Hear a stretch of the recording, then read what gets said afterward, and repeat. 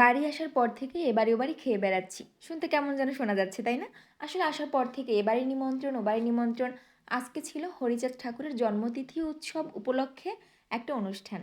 তো সেখানে আমরা গিয়েছিলাম। হরিচাঁদ ঠাকুর মতুয়া ধর্মের প্রবর্তক ছিলেন এবং ভারতের অন্যতম সমাজ সংস্কারক ও ধর্মগুরু ছিলেন। তার জন্মস্থান বর্তমান বাংলাদেশের গোপালগঞ্জ জেলার কাশিয়ানী উপজেলার ওরাকান্দি গ্রামে। মতুয়া সম্প্রদায় তার জন্মদিনকে মহোৎসব হিসেবে পালন করে। তো আমরা সেই মহোৎসবেই গিয়েছিলাম। বাড়িতে আসলে তো এমনিতেই অনেক ভালো লাগে, আবার এরকম ধরনের অনুষ্ঠান যদি অ্যাটেন্ড করা যায় তাহলে তো কথাই নেই, এত ভালো লাগে। কারণ এরকম ধরনের অনুষ্ঠান অ্যাকচুয়ালি আমি যেহেতু ঢাকায় থাকি, ঢাকায় এরকম হয় না। আর এখানে গেলে সব পরিচিত মুখ থাকে, তারপর ঠাকুরের উদ্দেশ্যে যেহেতু যাওয়া, ঠাকুরের প্রসাদ পাওয়া, মানে সব মিলিয়ে বিষয়টা জাস্ট অন্যরকম হয়। তো সব মিলিয়ে আমরা গিয়েছিলাম, আমি, কাকি, বোন, ভাই সবাই মিলে গিয়েছিলাম। ঠাকুরের প্রসাদ খেতে ন্যাচারালি অনেক মজা লাগে। ওখানে যা যা প্রসাদ দিয়েছিল, করলা ভাজি ছিল, আর ভোগের প্রসাদটাও ছিল খিচুড়ি, ডাল ছিল, আলু ছিল, তারপরে মিষ্টান্ন ছিল, টক ছিল, মানে সবকিছু বেশ ভালো লেগেছিল। আসলে যে যত ভালো রাঁধুনি হোক না কেন, ঠাকুরের প্রসাদের মতো করে রান্না কেউ করতে পারে না। আমাদের এক দুলাভাইয়ের বাড়িতেই অনুষ্ঠানের আয়োজন হয়েছিল। দেখুন দুলাভাই লবণ দিয়ে যাচ্ছে।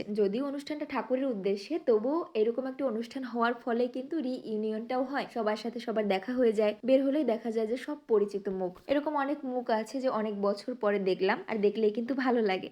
তো আমরা খুবই এনজয় করেছি, খুবই ভালো লেগেছে আমাদের। লাস্টে আমরা পানও খেয়েছি।